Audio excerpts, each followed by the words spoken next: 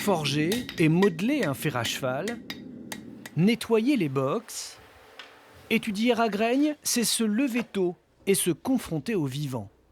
L'intégration s'est super bien passée, j'adore. Être au milieu des chevaux tous les jours, c'est super. Mais au-delà de ces rituels immuables, bien des choses ont changé ici en un demi-siècle, à commencer par la féminisation du métier.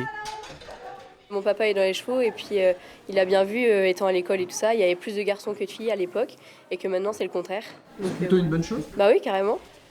La création en 1975 au cœur des marais du Cotentin de l'école de Graignes a permis d'ouvrir la filière, d'attirer de nouveaux publics.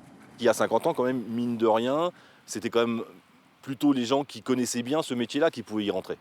Aujourd'hui, en fait, on peut accueillir n'importe quel type de jeune, qu'il ait ou pas une expérience du monde des courses, qu'il ait ou pas une expérience en équitation. Doté d'une véritable piste, le campus est d'abord tourné vers le trot, attelé ou monté. Ces jeunes âgés de 14 à 18 ans rêvent bien sûr de victoire. Puis on n'est pas obligé non plus d'en faire des grands jockeys. Et si les espoirs de carrière professionnelle s'envolent, de nombreux métiers leur tendent les bras. 1 millier d'emplois sont à pourvoir en Normandie, dans la filière course. On est vraiment sur des possibilités d'emploi importantes. Et finalement, en fait, on est sur aussi des métiers méconnus. Donc c'est un petit peu compliqué d'arriver finalement à attirer des jeunes sur des métiers dont ils n'ont pas l'image et qu'ils ne voient pas, quoi. Avec seulement 120 jeunes cette année, le campus de Graignes est loin de faire le plein.